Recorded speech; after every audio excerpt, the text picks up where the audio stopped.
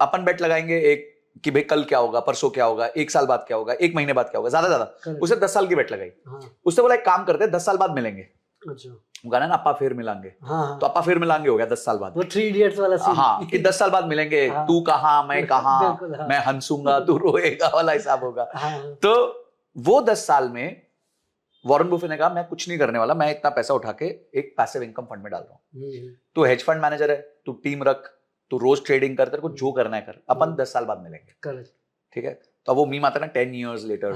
तो वो 10 years later क्या हुआ, वॉरेन बुफे ने 1 मिनट भी खर्चा ना करे बिना 84% का रिटर्न बनाया।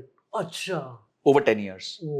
टेड सीडस ने 26% के आसपास का बनाया। एंड ये जबकि वो एक प्रोफेशनल इन्वेस्टर था, मतलब प्रोफेशनल हेज फंड मैनेजर। हाँ, एरा गेरा नहीं था, आपके मेरे जैसा नहीं था जिसको कुछ आता नहीं है।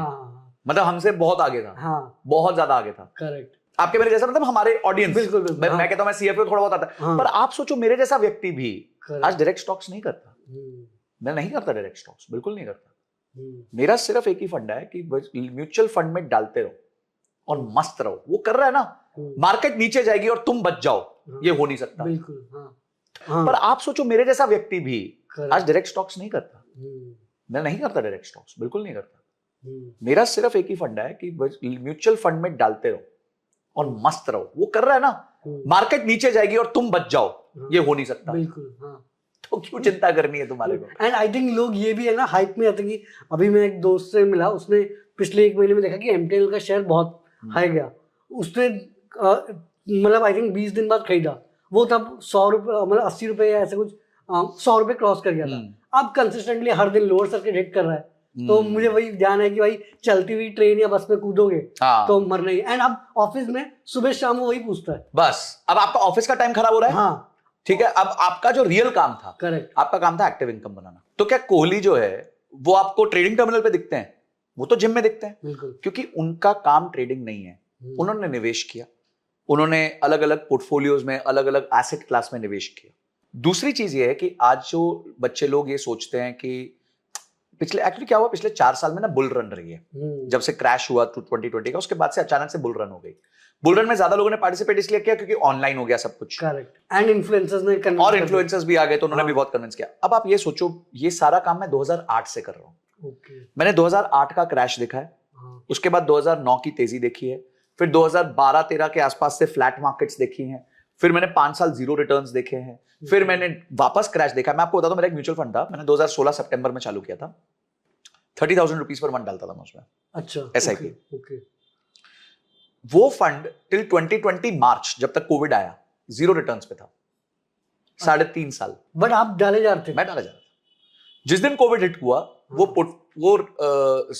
म्यूचुअल फंड 25% डाउन हो गया। अच्छा, मतलब एक ही दिन में, आई थिंक जब क्रैश हुआ था। हाँ, वो बोला होगा कि वो क्या। हाँ, अब इस पॉइंट पे सब तो खत्म हो जाएंगे। पहले तो 3.5 साल तो सर कोई रुकेगा नहीं, कोई रुकेगा नहीं। मैं डालता था। आज उस फंड की वैल्यू जितना मैंने डाला था उससे करीबन 3 टाइम्स ज्यादा है। 3x। तो मतलब वो जो इतना टाइम लल पीरियड था उसको भी ओवरटेक कर लिया। तो अब है ना, ये मेरे में इंटेलिजेंस है, इसलिए मैं पेशेंटली बैठता हूं। मैं ना see I am there are 2 types of people, one is a boxer, one is a golfer. इसका मतलब एक बंदा होता है जो बॉक्सिंग मेंटालिटी का होता है, उसको फट फट फट फट एक्शन चाहिए, ये वो कर दूंगा, वो कर दूंगा, ये कर दूंगा, ऐसे कर दूंगा, 2 मिनट का मैच खेलता है। और एक होता है गोल्फर, जिसको पता है अपने को 3 ही शॉट मारने हैं। पहला शॉट मारने से पहले वो बैठ जाएगा, उठ जाएगा, लेट जाएगा, हवा की दिशा देखेगा, क्योंकि पता है ये शॉट मेरे लिए बहुत इंपॉर्टेंट है। इसी से जो बॉल है वो होल के बहुत पास पहुंचने वाली है। तो वो आराम से नियमित तरीके से काम करेगा। इन्वेस्टमेंट के लिए आप बॉक्सर होगे तो रोज पंच खाओगे, गोल्फर होगे तो मजा करोगे। मैं आज मजे से रिटायर्ड हूं, मेरे को कोई स्ट्रेस नहीं है। मुझे पता है आज मार्केट क्रैश हुई है, मेंटल स्ट्रेस बिल्कुल नहीं, मेंटल स्ट्रेस जीरो है मेरा, क्योंकि आपने दिमाग लगाया नहीं है तो आपको क्यों टेंशन है। बिल्कुल। और मुझे पता है कि इंसान और स्टॉक मार्केट को एंड में ऊपर ही जाना है। अच्छा, हाँ, तो इंसान भी ऊपर जाएगा, स्टॉक मार्केट भी ऊपर जाएगी। तो हाँ, एक पीरियड्स आते हैं। मैं आपको बताता हूँ, रिलायंस 10 साल तक जीरो रिटर्न्स। अभी ऐसा HDFC बैंक भी काफी टाइम तक, HDFC बैंक जीरो रिटर्न्स।